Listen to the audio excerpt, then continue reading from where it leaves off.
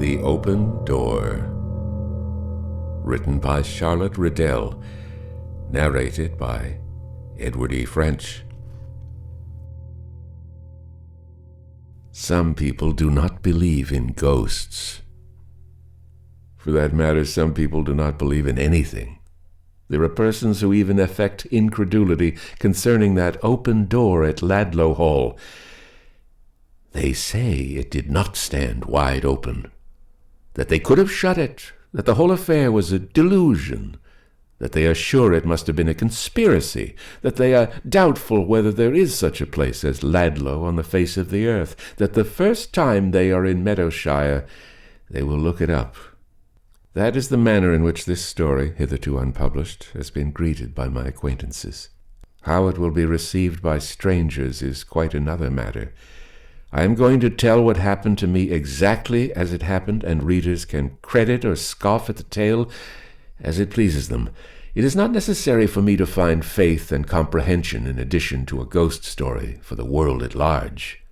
If such were the case, I should lay down my pen. Perhaps before going further I ought to premise that there was a time when I did not believe in ghosts either. If you had asked me one summer's morning years ago when you met me on London Bridge if I held such appearances to be probable or possible, you would have received an emphatic no for an answer. But at this rate the story of the open door will never be told, so we will, with your permission, plunge into it immediately. Sandy, what do you want? Should you like to earn a sovereign? Of course I should. A somewhat curt dialogue, but we were given to curtness in the office of Messrs. Frimpton, Frampton and Fryer, auctioneers and estate agents in Bennett's Hill City. My name is not Sandy or anything like it, but the other clerks so styled me because of a real or fancied likeness to some character, an ill-looking Scotchman they had seen at the theatre. From this it may be inferred I was not handsome. Far from it. The only ugly specimen in my family. I knew I was very plain, and it chanced to be no secret to me either that I felt grievously discontented with my lot. I did not like the occupation of clerk in an auctioneer's office, and I did not like my employers. We were all inconsistent, I suppose, for it was a shock to me to find they entertained a most cordial antipathy to me. Because, went on Parton, a fellow, my senior by many years, a fellow who delighted in chaffing me, I can tell you how to lay hands on one. How? I asked, sulkily enough, for I felt he was having what he called his fun. Do you know that place we let to Carrison, the tea dealer? Carrison was a merchant in the China trade, possessed of fleets of vessels and towns of warehouses. But I did not correct Parton's expression. I simply nodded. He took it on a long lease, and he can't live in it. And our governor said this morning he wouldn't mind giving anybody who could find out what the deuce is the matter a couple of sovereigns and his traveling expenses. Where is the place? I asked, without turning my head. For the convenience of listening, I had put my elbows on the desk and propped up my face with both hands. Away down in Meadowshire, in the heart of the grazing country. And what is the matter? I further inquired. A door that won't keep shut. What? A door that will keep open, if you prefer that way of putting it, said Parton. You're jesting. If I am, Carrison is not, or Fryer either. Carrison came here in a nice passion, and Fryer was in a fine rage. I could see he was, though he kept his temper outwardly. They have had an active correspondence, it appears, and Carrison went away to talk to his lawyer. Won't make much by that move, I fancy. But tell me, I entreated, why the door won't keep shut. They say the place is haunted. What nonsense, I exclaimed. Then you are just the person to take the ghost in hand. I thought so while old Fryer was speaking. If the door won't keep shut, I remarked, pursuing my own train of thought, why can't they let it stay open? I have not the slightest idea. I only know there are 2 sovereigns to be made, and that I give you a present of the information. And having thus spoken, Parton took down his hat and went out, either upon his own business or that of his employers. There is one thing I can truly say about our office. We were never serious in it. I fancy that is the case in most offices nowadays. At all events, it was the case in ours. We were always chaffing each other, playing practical jokes, telling stupid stories, scamping our work, looking at the clock, counting the weeks to the next St. Lubbock's Day, counting the hours to Saturday.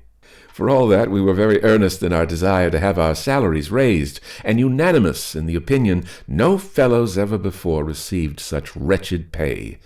I had £20 a year, which I was aware did not half provide for what I ate at home. My mother and sisters left me in no doubt of that point. And when new clothes were wanted, I always hated to mention the fact to my poor, worried father. We had been better off once, I believe, though I never remember the time. My father owned a small property in the country, but owing to the failure of some bank, I never could understand what bank. It had to be mortgaged. Then the interest was not paid, and the mortgages foreclosed, and we had nothing left save the half-pay of a major and about 100 a year which my mother brought to the common fund. We might have managed on our income, I think, if we had not been so painfully genteel, but we were always trying to do something quite beyond our means, and consequently debts accumulated and creditors ruled us with rods of iron. Before the final smash came, one of my sisters married the younger son of a distinguished family, and even if they had been disposed to live comfortably and sensibly, she would have kept her sisters up to the mark. My only brother, too, was an officer, and of course the family thought it necessary he should see we preserved appearances.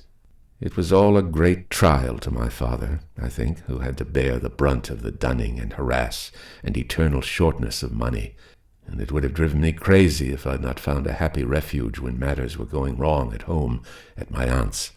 She was my father's sister, and had married so dreadfully below her that my mother refused to acknowledge the relationship at all. For these reasons and others, Parton's careless words about the 2 sovereigns stayed in my memory. I wanted money badly. I may say I never had 6 pence in the world of my own, and I thought if I could earn 2 sovereigns I might buy some trifles I needed for myself, and present my father with a new umbrella. Fancy is a dangerous little jade to flirt with, as I soon discovered. She led me on and on. First I thought of the 2 sovereigns. Then I recalled the amount of the rent Mr. Carrison agreed to pay for Ladlow Hall. Then I decided he would gladly give more than 2 sovereigns if he could only have the ghost turned out of possession. I fancied I might get £10, £20. I considered the matter all day, and I dreamed of it all night, and when I dressed myself next morning I was determined to speak to Mr. Fryer on the subject. I did so. I told that gentleman Parton had mentioned the matter to me, and that if Mr. Fryer had no objection I should like to try whether I could not solve the mystery. I told him I had been accustomed to lonely houses, and that I should not feel at all nervous, that I did not believe in ghosts, and as for burglars, I was not afraid of them. "I don't mind your trying," he said at last. "Of course you understand it is no cure, no pay. Stay in the house for a week. If at the end of that time you can keep the door shut, locked, bolted, or nailed up, telegraph for me and I will go down. If not, come back. If you like to take a companion, there is no objection." I thanked him, but said I would rather not have a companion. "There is only one thing, sir, I should like," I ventured. "And that," he interrupted, "is a little more money. If I lay the ghost or find out the ghost, I think I ought to have more than 2 sovereigns." "How much more do you think you ought to have?" he asked. His tone quite threw me off guard. It was so civil and conciliatory, and I answered boldly, "Well, if Mr. Carrison cannot now live in the place, perhaps he wouldn't mind giving me a £10 note." Mr. Fryer turned and opened one of the books lying on his desk. He did not look at it or refer to it in any way. I saw that. "You have been with us how long, Edlin?" he said. 11 months tomorrow, I replied. "And our arrangement was, I think, quarterly payments and 1 month's notice on either side?" Yes, sir." I heard my voice tremble, though I could not have said what frightened me. "Then you will please to take your notice now. Come in before you leave this evening, and I'll pay you 3 months' salary, and then we shall be quits." "I don't think I quite understand," I was beginning, when he broke in. "But I understand, and that's enough. I've had enough of you and your airs, and your indifference, and your insolence here. I never had a clerk I disliked as I do you. Coming and dictating terms, forsooth. No, you shan't go to Ladlow. Many a poor chap, he said devil, would have been glad to earn half a guinea, let alone 2 sovereigns. And perhaps you may be before you are much older. Do you mean that you won't keep me here any longer, sir? I asked in despair. I had no intention of offending you. Now you need not say another word, he interrupted, for I won't bandy words with you. Since you have been in this place, you have never known your position, and you don't seem able to realize it. When I was foolish enough to take you, I did it on the strength of your connections. But your connections have done nothing for me. I have never had a penny out of any of your friends, if you have any. You'll not do any good in business for yourself or anybody else. And the sooner you go to Australia, here he was very emphatic, and get off these premises, the better I shall be pleased. I did not answer him. I could not. He had worked himself up into a white heat by this time, and evidently intended I should leave his premises then and there. He counted £5 out of his cash box and, writing a receipt, pushed it and the money across the table and bade me sign and be off at once. My hand trembled, so I could scarcely hold the pen, but I had presence of mind enough to return £1.10 in gold and 3 shillings and 4pence I had, quite by the merest good fortune, in my waistcoat pocket. I can't take wages for work I haven't done, I said, as well as sorrow and passion would let me. Good morning. And I left his office and passed out among the clerks. I took from my desk the few articles belonging to me, left the papers it contained in order, and then, locking it, asked pardon if he would be so good as to give the key to Mr. Fryer. "What's up?" he asked. "Are you going?" I said, "Yes, I am going." "Got the sack?" "That is exactly what has happened." "Well, exclaimed Mr. Parton. I did not stop to hear any further commentary on the matter, but, bidding my fellow clerks good-bye, shook the dust from Frimpton's estate and agency office from off my feet. I did not like to go home and say I was discharged, so I walked about aimlessly, and at length found myself in Regent Street. There I met my father, looking more worried than usual. "Do you think, Phil," he said, "my name is Theophilus, you could get £2 or £3 from your employers?" Maintaining a discreet silence regarding what had passed, I answered, "No doubt I could." "I shall be glad if you will then, my boy," he went on, "for we are badly in want of it." I did not ask him what was the special trouble. Where would have been the use? There was always something, gas or water or poor rates or the butcher or the baker or the bootmaker. Well, it did not much matter, for we were well accustomed to the life. But I thought, if ever I marry, I will keep within our means. And then there rose up before me a vision of Patty, my cousin, the blithest, prettiest, most useful, most sensible girl that ever made sunshine in a poor man's house. My father and I had parted by this time, and I was still walking aimlessly on, when all at once an idea occurred to me. Mr. Fryer had not treated me well or fairly. I would hoist him on his own petard. I would go to headquarters and try to make terms with Mr. Carrison direct. No sooner thought than done. I hailed a passing omnibus and was ere long in the heart of the city. Like other great men, Mr. Carrison was difficult of access, indeed so difficult of access that the clerk to whom I applied for an audience told me plainly I could not see him at all. I might send in my message if I liked, he was good enough to add, and no doubt it would be attended to. I said I should not send in a message, and was then asked what I would do. My answer was simple. I meant to wait till I did see him. I was told they could not have people waiting about the office in this way. I said I supposed I might stay in the street. Carrison didn't own that, I suggested. The clerk advised me not to try that game, or I might get locked up. I said I would take my chance of it. After that we went on arguing the question at some length, and we were in the middle of a heated argument in which several of Carrison's young gentlemen, as they called themselves, were good enough to join, when we were all suddenly silenced by a grave-looking individual who authoritatively inquired, "What is all this noise about?" Before anyone could answer, I spoke up. "I want to see Mr. Carrison, and they won't let me." "What do you want with Mr. Carrison?" "I will tell that to himself only." "Very well. Say on." "I am Mr. Carrison." For a moment I felt abashed and almost ashamed of my persistency. Next instant, however, what Mr. Fryer would have called my native audacity came to the rescue, and I said, drawing a step or two nearer to him and taking off my hat, "I wanted to speak to you about Ladlow Hall, if you please, sir." In an instant the fashion of his face changed. A look of irritation succeeded to that of immobility. An angry contraction of the eyebrows disfigured the expression of his countenance. "Ladlow Hall," he repeated. "And what have you got to say about Ladlow Hall?" "That is what I wanted to tell you, sir," I answered, and a dead hush seemed to fall on the office as I spoke. The silence seemed to attract his attention, for he looked sternly at the clerks who were not using a pen or moving a finger. "Come this way, then," he said abruptly. And the next minute I was in his private office. "Now, what is it?" he asked, flinging himself into a chair and addressing me, who stood hat in hand beside the great table in the middle of the room. I began. I will say he was a patient listener at the very beginning, and told my story straight through. I concealed nothing. I enlarged on nothing. A discharged clerk, I stood before him, and in the capacity of a discharged clerk I said what I had to say. He heard me to the end. Then he sat silent, thinking.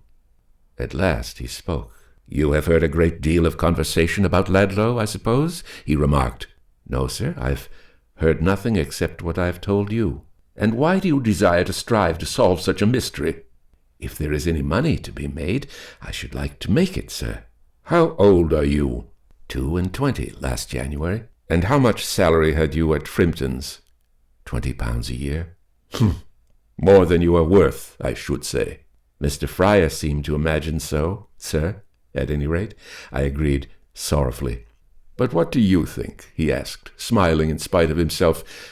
"I did quite as much work as the other clerks," I answered. "That is not saying much, perhaps," he observed. I was of his opinion, but I held my peace.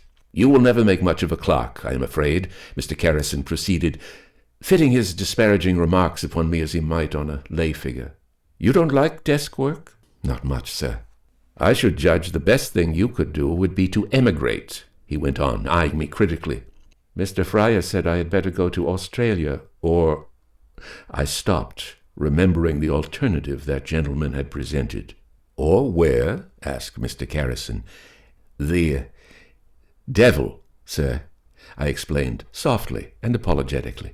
He laughed. He lay back in his chair and laughed, and I laughed myself, though ruefully. After all, £20 was £20, though I had not thought much of the salary till I lost it. We went on talking for a long time after that. He asked me all about my father and my early life, and how we lived and where we lived and the people we knew, and, in fact, put more questions than I can well remember. "It seems a crazy thing to do," he said at last, "and yet I feel disposed to trust you. The house is standing perfectly empty.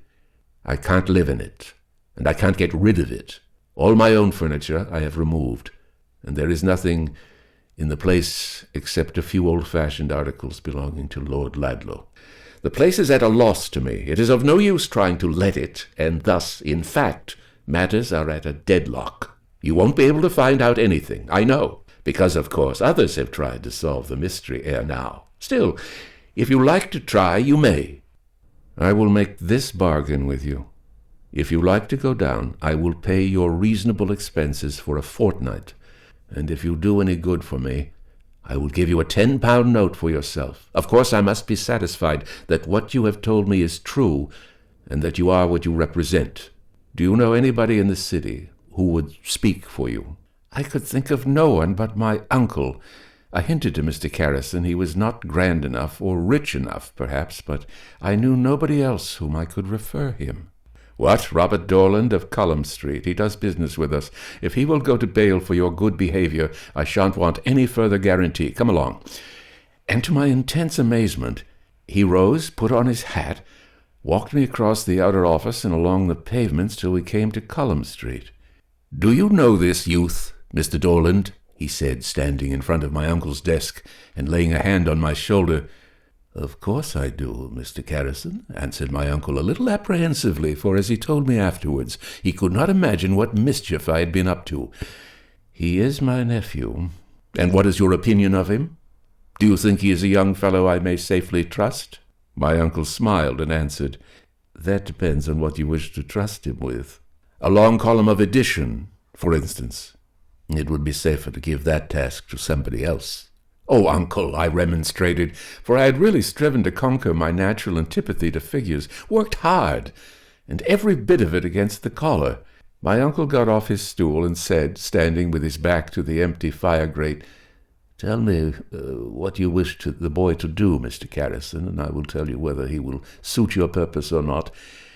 I know him, I believe, better than he knows himself."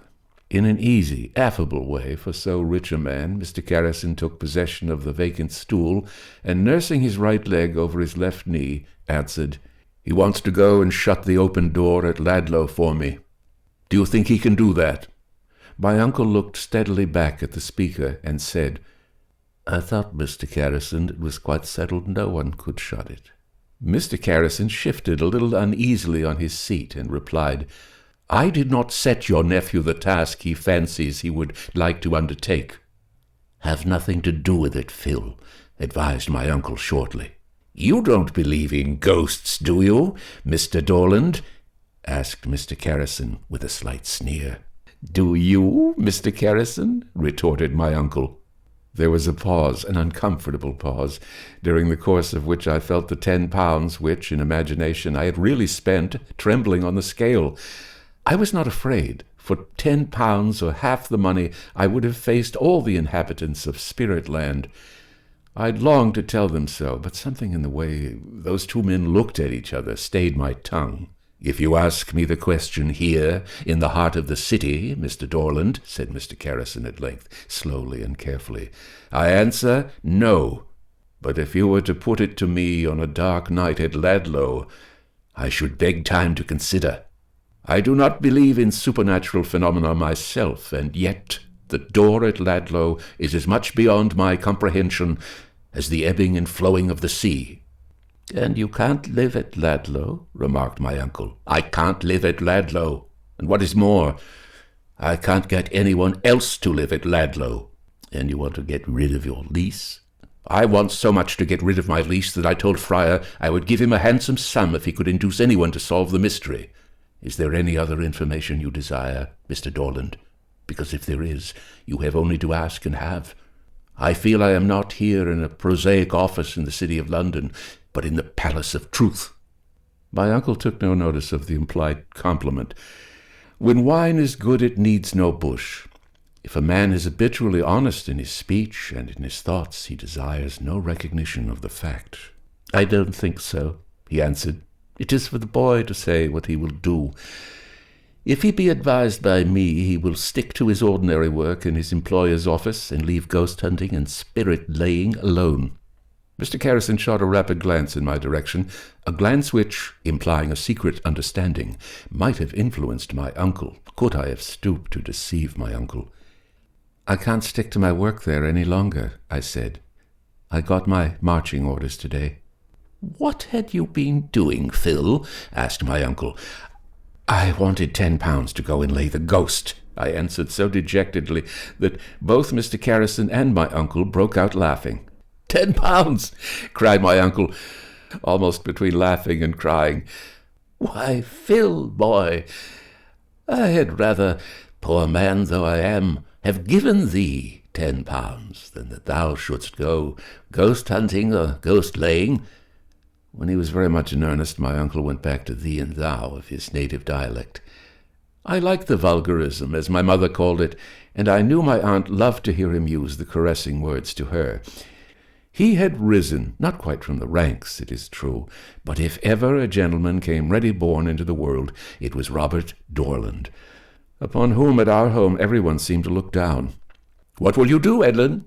asked Mr. Carrison. "You hear what your uncle says. Give up the enterprise, and what I say. I do not want to either bribe or force your inclinations." "I will go, sir," I answered quite steadily.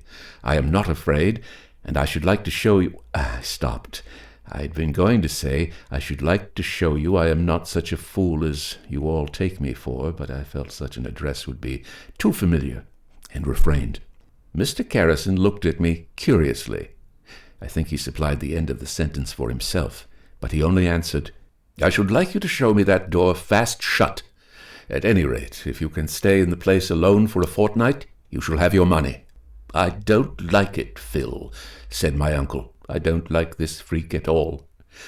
"I'm sorry for that, uncle," I answered, "for I mean to go." "When?" asked Mr. Carrison. "Tomorrow morning," I replied.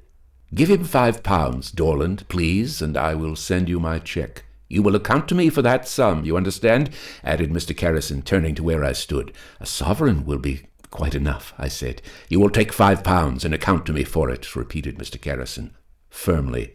"Also, you will write to me every day, to my private address, and if at any moment you feel the thing too much for you, throw it up. Good afternoon." And without more formal leave-taking, he departed. "It is of no use talking to you, Phil, I suppose," said my uncle. "I don't think it is," I replied. "You won't say anything to them at home, will you?" "I am not very likely to meet any of them, am I?" he answered, without a shade of bitterness, merely stating a fact. "I suppose I shall not see you again before I start," I said, "so I will bid you good-bye now." "Good-bye, my lad. I wish I could see you a bit wiser and steadier." I did not answer him. My heart was very full, and my eyes, too. I had tried, but office work was not in me, and I felt it was just as vain to ask me to sit on a stool and pore over writing and figures as to think a person born destitute of musical ability could compose an opera. Of course, I went straight to Patty, though we were not then married, though sometimes it seemed to me as if we never should be married. She was my better half then, as she is my better half now. She did not throw cold water on the project. She did not discourage me. What she said, with her dear face aglow with excitement, was, "I only wish, Phil, I was going with you." Heaven knows so did I. Next morning I was up before the milkman. I had told my people overnight I should be going out of town on business. Patty and I settled the whole plan in detail. I was to breakfast and dress there, for I meant to go down to Ladlow in my volunteer garments. That was a subject on which my poor father and I never could agree. He called volunteering child's play, and other things equally hard to bear, whilst my brother, a very carpet warrior to my mind, was never weary of ridiculing the force and chaffing me for imagining I was a soldier. Patty and I talked matters over and settled, as I have said, that I should dress at her father's. A young fellow I knew had won a revolver at a raffle, and willingly lent it to me. With that and my rifle, I felt I could conquer an army. It was a lovely afternoon when I found myself walking through leafy lanes in the heart of Meadowshire. With every vein of my heart I loved the country, and the country was looking at its best just then. Grass ripe for the mower, grain forming in the ear, rippling streams, dreamy rivers, old orchards, quaint cottages. Oh, that I had never to go back to London, I thought, for I am one of the few people left on earth who love the country and hate cities. I walked on. I walked a long way, and being uncertain as to my road, asked a gentleman who was slowly riding a powerful roan horse under arching trees, a gentleman accompanied by a young lady mounted on a stiff white pony, my way to Ladlow Hall. "That is Ladlow Hall," he answered, pointing with his whip over the fence to my left hand. I thanked him and was going on when he said, "No one is living there now." "I am aware of that," I answered. He did not say anything more, only courteously bade me good day and rode off. The young lady inclined her head in acknowledgment of my uplifted cap and smiled kindly. Altogether I felt pleased. Little things always did please me. It was a good beginning, halfway to a good ending. When I got to the lodge, I showed Mr. Garrison's letter to the woman, and received the key. "You are not going to stop up at the Hall alone, are you, sir?" she asked. "Yes, I am," I answered, uncompromisingly. So uncompromisingly that she said no more. The avenue led straight to the house. It was uphill all the way, and bordered by rows of the most magnificent limes I ever beheld. A light iron fence divided the avenue from the park, and between the trunks of the trees I could see the deer browsing and cattle grazing. Ever and anon there came likewise to my ear the sound of a sheep bell. It was a long avenue, but at length I stood in front of the Hall, a square, solid-looking, old-fashioned house, 3 stories high, with no basement. A flight of steps up to the principal entrance, 4 windows to the right of the door, 4 windows to the left, the whole building flanked and backed with trees, all the blinds pulled down. A dead silence brooding over the place, the sun westering behind the great trees studding the park. I took all this in as I approached, and afterwards as I stood for a moment under the ample porch. Then, remembering the business which had brought me so far, I fitted the great key in the lock, turned the handle, and entered Ladlow Hall. For a minute, stepping out of the bright sunlight, the place looked to me so dark that I could scarcely distinguish the objects by which I was surrounded, but my eyes soon grew accustomed to the comparative darkness, and I found that I was in an immense hall, lighted from the roof. A magnificent old oak staircase conducted to the upper rooms. The floor was of black and white marble. There were 2 fireplaces, fitted with dogs for burning wood. Around the walls hung pictures, antlers, and horns, and in odd niches and corners stood groups of statues and the figures of men in complete suits of armor. To look at the place outside, no one would have expected to find such a hall. I stood lost in amazement and admiration, and then began to glance more particularly around. Mr. Carrison had not given me any instructions by which to identify the ghostly chamber, which I concluded would most probably be found on the first floor. I knew nothing of the story connected with it, if there were a story. On that point, I had left London as badly provided with mental as well as actual luggage, worse provided, indeed, for a hamper packed by Patty and a small bag were coming over from the station. But regarding the mystery, I was perfectly unencumbered. I had not the faintest idea in which apartment it resided. Well, I should discover that, no doubt, for myself, ere long. I looked around me. Doors, doors, doors. I had never before seen so many doors together all at once. 2 of them stood open, one wide, the other slightly ajar. I'll just shut them as a beginning, I thought, before I go upstairs.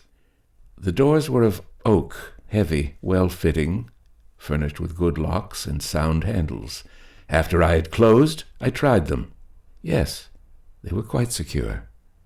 I ascended the great staircase, feeling curiously like an intruder, passed the corridors, entered the many bedchambers, some quite bare of furniture, others containing articles of an ancient fashion, and no doubt of considerable value, chairs, antique dressing tables, curious wardrobes, and the like. For the most part the doors were closed, and I shut those that stood open before making my way into the attics. I was greatly delighted with the attics. The windows lighting them did not, as a rule, overlook the front of the hall, but commanded wide views over wood and valley and meadow. Leaning out of one, I could see that to the right of the hall the ground, thickly planted, shelved down to a stream which came out into the daylight a little distance beyond the plantation and meandered through the deer park. At the back of the hall the windows looked out on nothing save a dense wood and a portion of the stable yard, whilst on the side nearest the point from whence I had come there were spreading gardens surrounded by thick yew hedges, and kitchen gardens protected by high walls, and further on a farmyard where I could perceive cows and oxen, and further still, luxuriant meadows and fields glad with waving corn. "What a beautiful place!" I said. "Carrison must have been a duffer to leave it." And then I thought what a great ramshackle house it was for anyone to be in all alone. Getting heated with my long walk, I suppose, made me feel chilly, for I shivered as I drew my head in from the last dormer window and prepared to go downstairs again. In the attics, as in the other parts of the house I had as yet explored, I closed the doors when there were keys locking them, when there were not, trying them, and in all cases leaving them securely fastened. When I reached the ground floor, the evening was drawing on apace, and I felt that if I wanted to explore the whole house before dusk, I must hurry in my proceedings. I'll take the kitchens next, I decided, and so made my way to a wilderness of domestic offices lying to the rear of the great hall, stone passages, great kitchens, an immense servants' hall, larders, pantries, coal cellars, beer cellars, laundries, brewhouses, housekeeper's room. It was not of any use lingering over these details. The mystery that troubled Mr. Kerrison could scarcely lodge amongst cinders and empty bottles, and there didn't seem much else left in this part of the building. I would go through the living rooms, and then decide as to the apartments I should occupy myself. The evening shadows were drawing on apace, so I hurried back into the hall, feeling it was a weird position to be there all alone with those ghostly hollow figures of men in armor, and the statues on which the moon's beams must fall so coldly. I would just look through the lower apartments, and then kindle a fire. I had seen quantities of wood in a cupboard close at hand, and felt that beside a blazing hearth, and after a good cup of tea, I should not feel the solitary sensation which was oppressing me. The sun had sunk below the horizon by this time, for to reach Ladlow I had been obliged to travel by cross lines of railway, and wait, besides, for such trains as condescended to carry third-class passengers. But there was still light enough in the hall to see all objects distinctly. With my own eyes I saw that one of the doors I had shut with my own hands was standing wide. I turned to the door on the other side of the hall. It was as I had left it, closed. This, then, was the room. This, with the open door. For a second I stood appalled. I think I was fairly frightened. That did not last long, however. There lay the work I had desired to undertake, the foe I had offered to fight. So without more ado I shut the door and tried it. Now I will walk to the end of the hall and see what happens, I considered. I did so. I walked to the foot of the grand staircase and back again, and looked. The door stood wide open. I went into the room. After just a spasm of irresolution, went in and pulled up the blinds. A good-sized room, 20 by 20, I knew because I paced it afterwards, lighted by 2 long windows. The floor, of polished oak, was partially covered with a turkey carpet. There were 2 recesses beside the fireplace, one fitted up as a bookcase, the other with an old and elaborately caned cabinet. I was astonished also to find a bedstead in an apartment so little retired from the traffic of the house, and there were also some chairs of an obsolete make, covered, so far as I could make out, with faded tapestry. Beside the bedstead, which stood against the wall opposite to the door, I perceived another door. It was fast locked, the only locked door I had as yet met with in the interior of the house.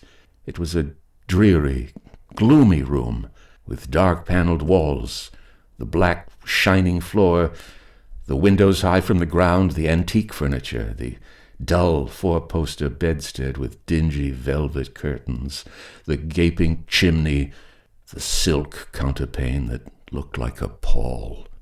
Any crime might have been committed in such a room, I thought pettishly, and then I looked at the door critically. Someone had been at the trouble of fitting bolts upon it, for when I passed out I not merely shut the door securely, but bolted it as well. I will go and get some wood, and then look at it again, I soliloquized. When I came back, it stood wide open once more. "Stay open, then!" I cried in a fury. "I won't trouble myself any more with you tonight." Almost as I spoke the words, there came a ring at the front door, echoing through the desolate house. The peal, in the then state of my nerves, startled me beyond expression. It was only the man who had agreed to bring over my traps. I bade him lay them down in the hall, and, while looking out some small silver, asked where the nearest post office was to be found. Not far from the park gates, he said. If I wanted any letters sent, he would drop it in the box for me. The mail cart picked up the bag at 10 o'clock. I had nothing ready to post then, and told him so. Perhaps the money I gave was more than he expected, or perhaps the dreariness of my position impressed him as it had impressed me, for he paused with his hand on the lock and asked, "Are you going to stop here, all alone, master?" "All alone," I answered, with such cheerfulness as was possible under the circumstances. "That's the room, you know," he said, nodding in the direction of the open door and dropping his voice to a whisper. "Yes, I know," I replied. "What, you've been trying to shut it already, have you? Well, you are a game one." And with this complimentary, if not very respectful comment, he hastened out of the house. Evidently he had no intention of proffering his services towards the solution of the mystery. I cast one glance at the door. It stood wide open. Through the windows I had left bare to the night, moonlight was beginning to stream cold and silvery. Before I did aught else, I felt I must write to Mr. Carrison and Patty, so straightway I hurried to one of the great tables in the hall, and lighting a candle my thoughtful link girl had provided, with many other things, sat down and dashed off the 2 epistles. Then down the long avenue, with its mysterious lights and shades, with the moonbeams glinting here and there, playing at hide-and-seek round the boles of the trees and through the tracery of quivering leaf and stem, I walked as fast as if I were doing a march against time. It was delicious, the scent of the summer odors, the smell of the earth. If it had not been for the door, I should have felt too happy. As it was, "Look here, Phil," I said all of a sudden, "life's not child's play, as your uncle remarks. That door is just the trouble you have now to face, and you must face it. But for that door, you would never have been here. I hope you're not going to turn coward the very first night. Courage, that is your enemy. Conquer it." "I will try," my other self answered back. "I can but try. I can but fail." The post office was at Ladlow Hall, a little hamlet through which the stream I had remarked dawdling on its way across the park flowed swiftly, spanned by an ancient bridge. As I stood by the door of the little shop, asking some questions of the postmistress, the same gentleman I had met in the afternoon, mounted on his roan horse, passed on foot. He wished me good night as he went by, and nodded familiarly to my companion, who curtsied her acknowledgments. "His lordship ages fast," she remarked, following the retreating figure with her eyes. "His lordship," I repeated. "Of whom are you speaking?" "Of Lord Ladlow," she said. "Oh? I have never seen him," I answered, puzzled.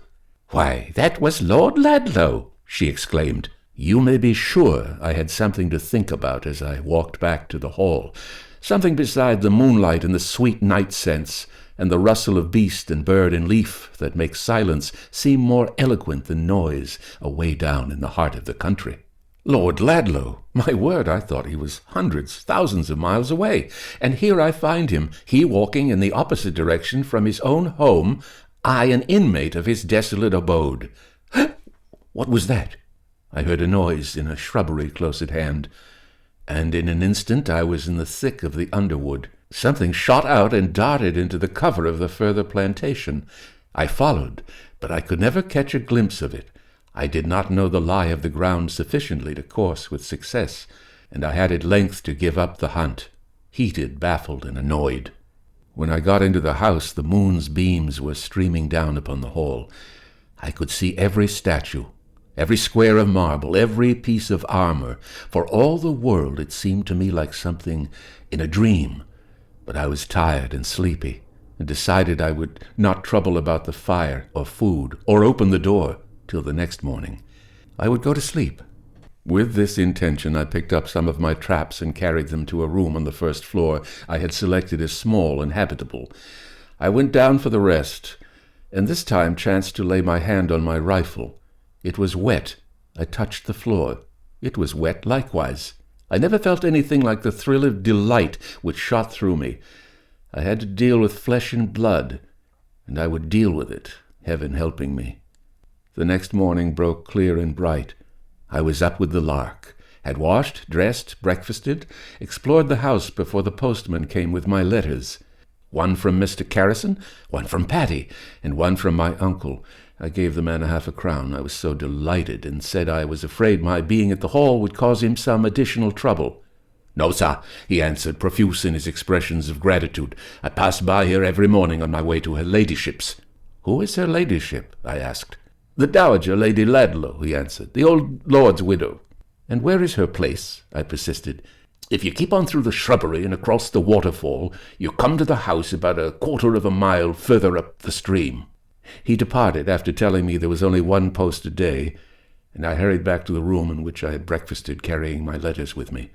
I opened Mr. Carrison's first. The gist of it was, "Spare no expense. If you run short of money, telegraph for it." I opened my uncle's next. He implored me to return. He had always thought me harebrained, but he felt a deep interest in and affection for me, and thought he could get me a good berth if I would only try to settle down and promise to stick to my work. The last was from Patty. Oh, Patty, God bless you. Such women, I fancy, the men who fight best in battle, who stick last to a sinking ship, who are firm in life's struggles, who are brave to resist temptation, must have known and loved. I can't tell you more about the letter, except that it gave me strength to go on to the end. I spent the forenoon considering that door. I looked at it from within and from without. I eyed it critically. I tried whether there was any reason why it should fly open, and found that so long as I remained on the threshold, it remained closed. If I walked even so far away as the opposite side of the hall, it swung wide. Do what I would, it burst from latch and bolt. I could not lock it because there was no key. Well, before 2 o'clock, I confess I was baffled. At 2 there came a visitor, none other than Lord Ladlow himself. Sorely I wanted to take his horse round to the stables, but he would not hear of it. "Walk beside me across the park, if you will be so kind," he said. "I want to speak to you." We went together across the park, and before we parted, I felt I could have gone through fire and water for this simple-spoken nobleman. "You must not stay here ignorant of the rumors which are afloat," he said. "Of course, when I let the place to Mr. Carrison, I knew nothing of the open door." "Did you not, sir? My lord, I mean," I stammered. He smiled. "Do not trouble yourself about my title, which indeed carries a very empty state with it. But talk to me as you might to a friend. I had no idea there was any ghost story connected with the hall, or I should have kept the place empty." I did not exactly know what to answer, so I remained silent. "How did you chance to be sent here?" he asked after a pause. I told him. When the first shock was over, a lord did not seem very different from anybody else. If an emperor had taken a morning canter across the park, I might, supposing him equally affable, have spoken as familiarly to him as to Lord Ladlow. My mother always said I entirely lacked the bump of veneration. Beginning at the beginning, I repeated the whole story, from Parton's remark about the sovereign to Mr. Carrison's conversation with my uncle. When I had left London behind in the narrative, however, and arrived at the hall, I became somewhat more reticent. After all, it was his hall people could not live in, his door that would not keep shut, and it seemed to me these were facts he might dislike being forced upon his attention. But he would have it. What had I seen? What did I think of the matter? Very honestly, I told him I did not know what to say. The door certainly would not remain shut, and there seemed no human agency to account for its persistent opening. But then, on the other hand, ghosts generally did not tamper with firearms, and my rifle, though not loaded, had been tampered with. I was sure of that. My companion listened attentively. "You are not frightened, are you?" he inquired at length. "Not now," I answered. "The door did give me a start last evening, but I am not afraid of that since I find someone else is afraid of a bullet." He did not answer for a minute. Then he said, "The theory people have set up about the open door is this. As in that room my uncle was murdered, they say the door will never remain shut till the murderer is discovered." "Murdered?" I did not like the word at all. It made me feel chill and uncomfortable. Yes, he was murdered sitting in his chair, and the assassin has never been discovered. At first, people were inclined to believe I killed him. Indeed, many are of that opinion still. But you did not, sir. There is not a word of truth in that story. Is there? He laid his hand on my shoulder as he said, No, my lad, not a word. I loved the old man tenderly. Even when he disinherited me for the sake of his young wife, I was sorry, but not angry. And when he sent for me and assured me he had resolved to repair that wrong, I tried to induce him to leave the lady a handsome sum in addition to her jointure. If you do not, people may think she has not been the source of happiness you expected, I added. Thank you, Hal, he said. You are a good fellow. We will talk further about this tomorrow. And then he bade me good night. Before morning broke, it was the summer, 2 years ago, the household was aroused by a fearful scream. It was his death cry. He had been stabbed from behind in the neck. He was seated in his chair writing a letter to me. But for that I might have found it harder to clear myself than was in the case, for his solicitors came forward and said he had signed a will, leaving all his personalty to me. He was very rich, unconditionally, only 3 days previously. That, of course, supplied the motive, as my lady's lawyer put it. She was very vindictive, spared no expense in trying to prove my guilt, and said openly she would never rest till she saw justice done, if it cost her the whole of her fortune. The letter lying before the dead man, over which blood had spurted, she declared must have been placed on his table by me, but the coroner saw there was an animus in this, for the few opening lines stated my uncle's desire to confide in me his reasons for changing his will. Reasons, he said, that involved his honor, as they had destroyed his peace.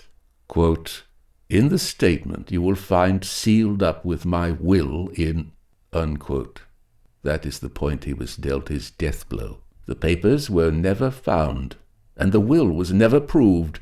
My lady put it in the former will, leaving her everything.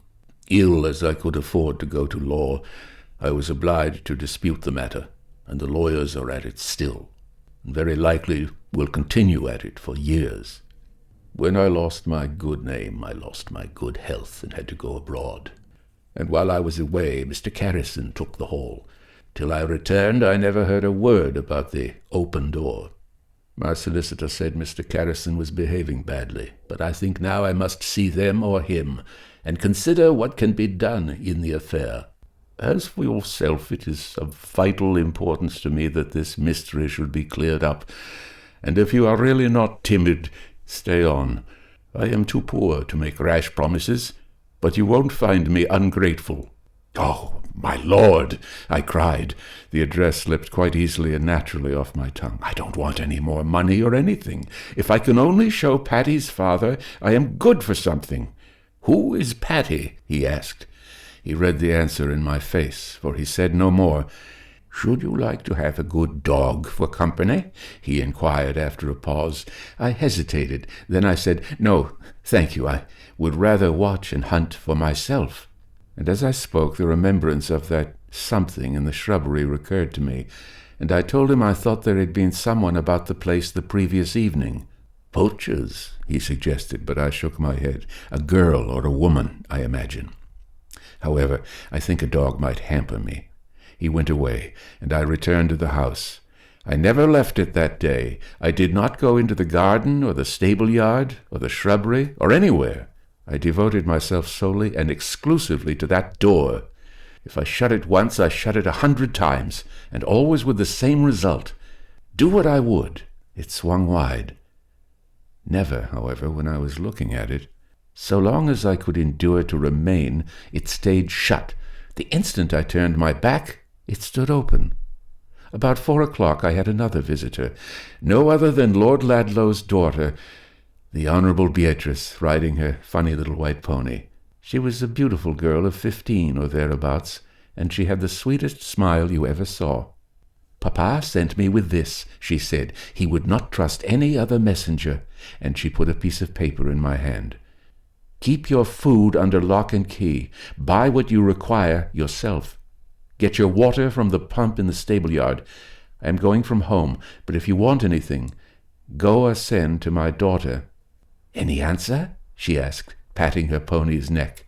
"Tell his lordship, if you please, I will keep my powder dry," I replied. "You have made Papa so happy," she said, still patting that fortunate pony. "If it is in my power, I will make him look happier still, Miss—" and I hesitated, not knowing how to address her. "Call me Beatrice," she said, with an enchanting grace, then added, silly, "Papa promises me I shall be introduced to Patty ere long," and before I could recover my astonishment, she had tightened the bit and was turning across the park. "One moment, please," I cried. "You can do something for me." "What is it?" And she came back, trotting over the great sweep in front of the house. "Lend me your pony for a minute." She was off before I could even offer to help her alight, off, and gathering up her habit dexterously with one hand, led the docile old sheep forward with the other. I took the bridle. When I was with horses, I felt amongst my own kind, stroked the pony, pulled his ears, and let him thrust his nose into my hand. Miss Beatrice is a countess now, and a happy wife and mother, but I sometimes see her, and the other night she took me carefully into a conservatory and asked, "Do you remember Toddy, Mr. Edlid?" "Remember him?" I exclaimed. "I can never forget him." "He is dead," she told me, and there were tears in her beautiful eyes as she spoke the words. "Mr. Edlid, I loved Toddy." Well, I took Toddy up to the house, and under the third window to the right hand. He was a docile creature, and let me stand on the saddle while I looked into the only room in Ladlow Hall I had been unable to enter. It was perfectly bare of furniture. There was not a thing in it, not a chair or table, not a picture on the walls, or ornament on the chimney-piece. "That is where my great-uncle's valet slept," said Miss Beatrice. "It was he who first ran in to help him the night he was murdered." "Where is the valet?" I asked. "Dead," she answered. "The shock killed him. He loved his master more than he loved himself." I had seen all I wished, so I jumped off the saddle, which I had carefully dusted with the branch plucked from a lilac tree, between jest and earnest pressed the hem of Miss Beatrice's habit to my lips as I arranged its folds, saw her wave her hand as she went at a hand gallop across the park, and then turned back once again into the lonely house, with the determination to solve the mystery attached to it or die in the attempt. Why, I cannot explain, but before I went to bed that night, I drove a gimlet I found in the stables hard into the floor and said to the door, "Now I am keeping you open." When I went down in the morning, the door was close shut, and the handle of the gimlet broken off short, lying in the hall. I put my hand to my forehead. It was dripping with perspiration. I did not know what to make of the place at all.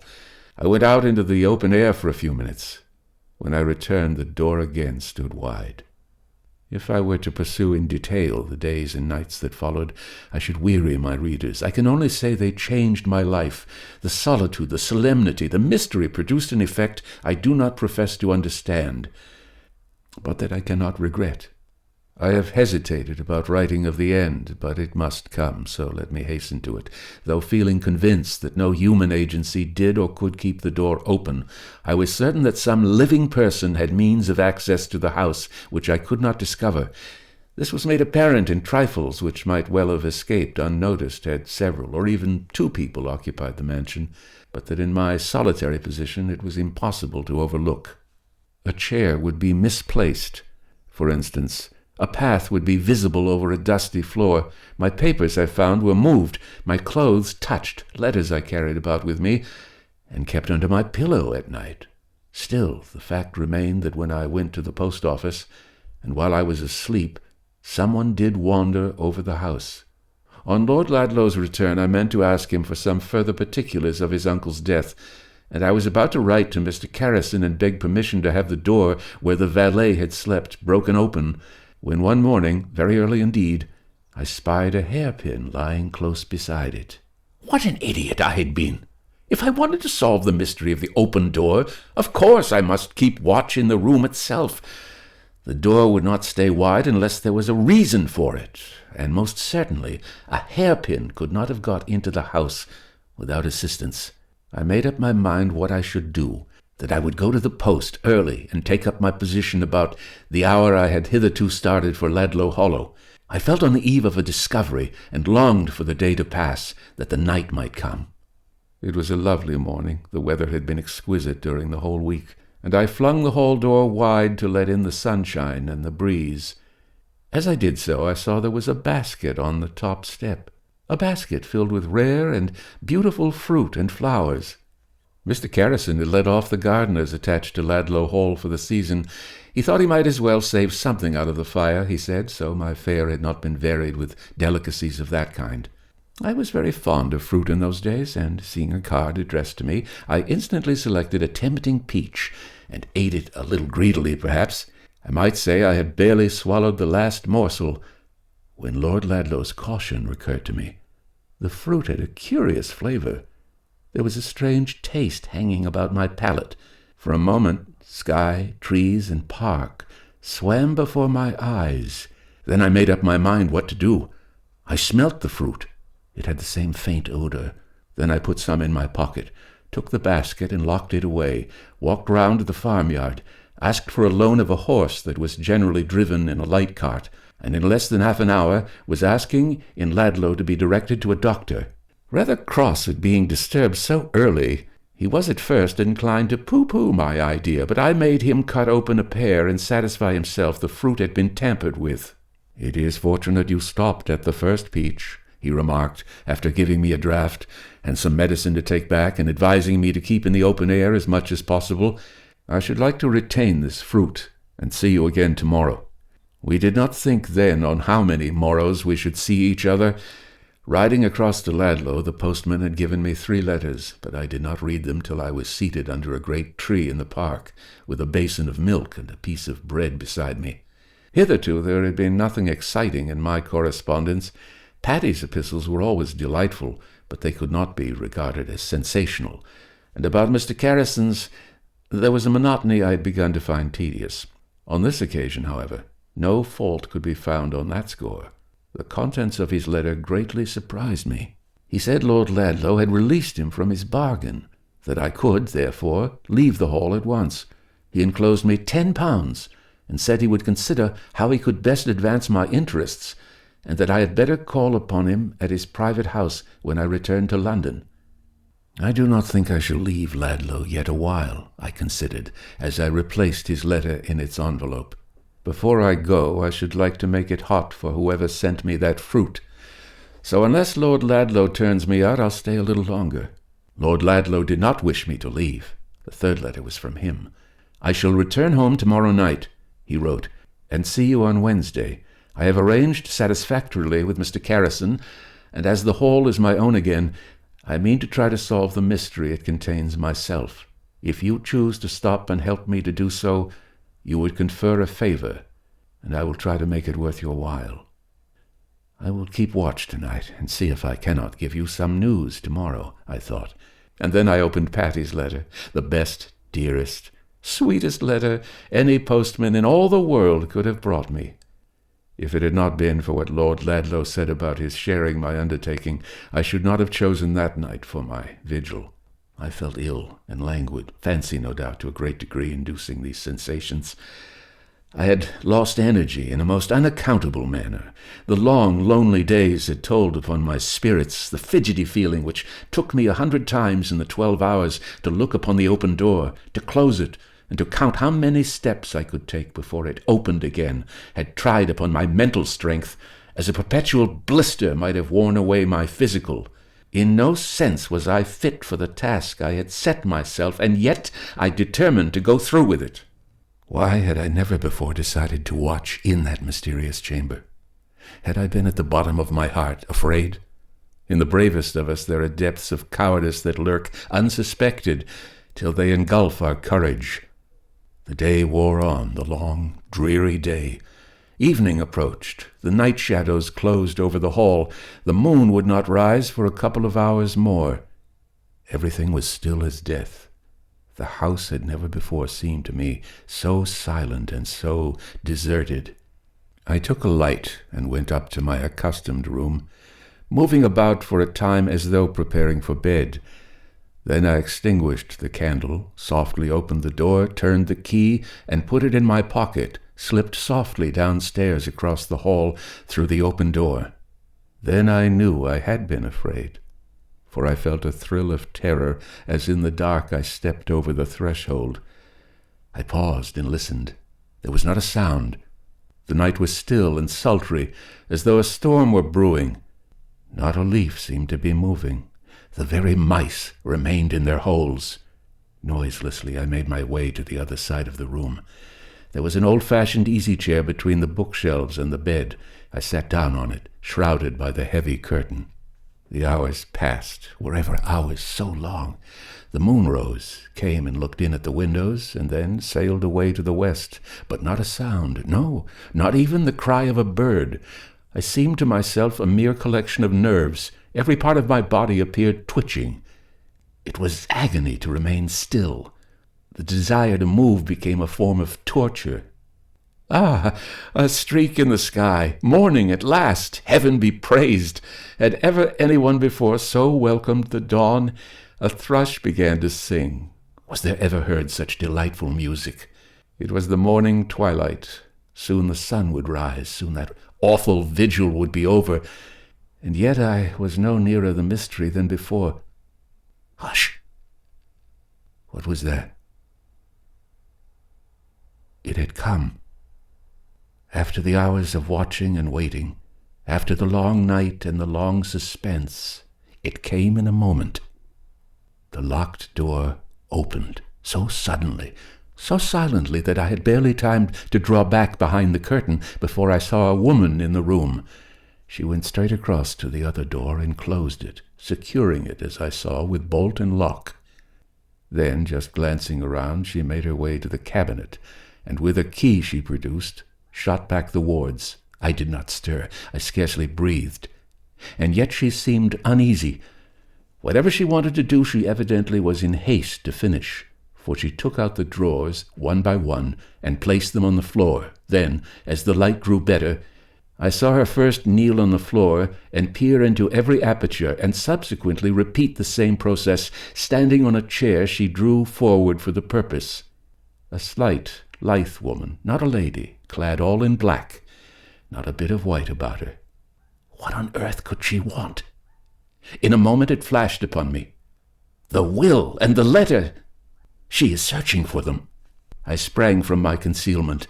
I had her in my grasp, but she tore herself out of my hands, fighting like a wildcat. She hit, scratched, kicked, shifting her body as though she had not a bone in it, and at last slipped herself free and ran wildly towards the door by which she had entered.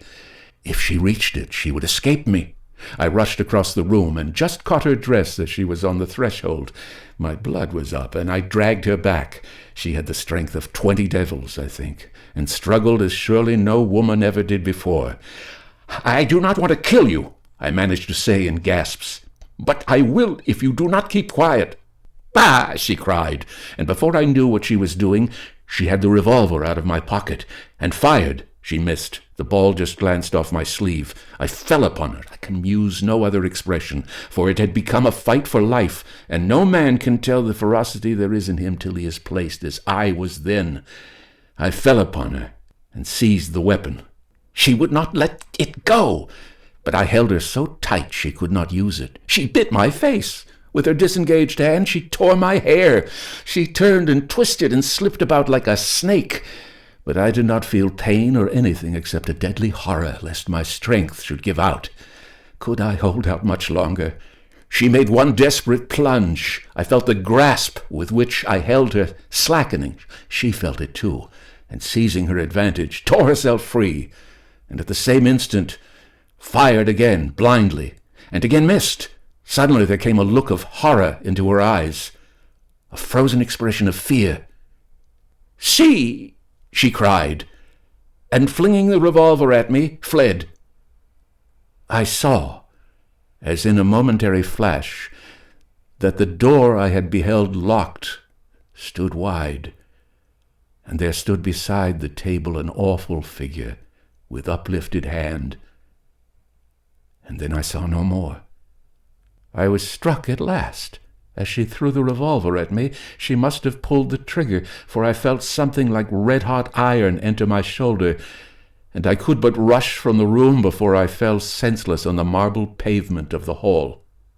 When the postman came that morning, finding no one stirring, he looked through one of the long windows that flanked the door. Then he ran to the farmyard and called for help. "There is something wrong inside," he cried. "That young gentleman is lying on the floor in a pool of blood." As they rushed round to the front of the house, they saw Lord Ladlow riding up the avenue, and breathlessly told him what had happened. "Smash in one of the windows," he said, "and go instantly for a doctor." They laid me on the bed in that terrible room, and telegraphed for my father. For long I hovered between life and death. But at length I recovered sufficiently to be removed to the house Lord Ladlow owned on the other side of the hollow. Before that time I had told him all I knew, and begged him to make instant search for the will. "Break up the cabinet if necessary," I entreated. "I am sure the papers are there." And they were. His lordship got his own. And as to the scandal and the crime, one was hushed up, and the other remained unpunished. The dowager and her maid went abroad the very morning I lay on the marble pavement at Ladlow Hall. They never returned. My lord made that one condition of his silence. Not in Meadowshire, but in a fairer county still, I have a farm which I manage, and make both ends meet comfortably. Patty is the best wife any man ever possessed, and I am just as happy, if a trifle more serious than of old. But there are times when a great horror of darkness seems to fall upon me, and at such periods I cannot endure to be left alone. The End. The Open Door was written by Charlotte Riddell and narrated by your Shrieker Speaker, Edward E. French. Fiction Fantastique is a weekly audio tour of the best in the world of vintage horror, fantasy, thriller fiction, sci-fi, and more things in heaven and earth than are dreamt of in your philosophy. Thanks to the Scare Squad at World Brain Audio for their enabling us to frighten and seduce unwary listeners, and continue to hydrate with fear the ears of our evil army of the night. The email address for this program is edwardfrench06@hotmail.com. Subscribe to our YouTube channel, won't you? www.youtube.com/FrenchEdward06. Thanks for listening. I hope you'll join us again next time. Until then, so long from Chatsworth, California, USA.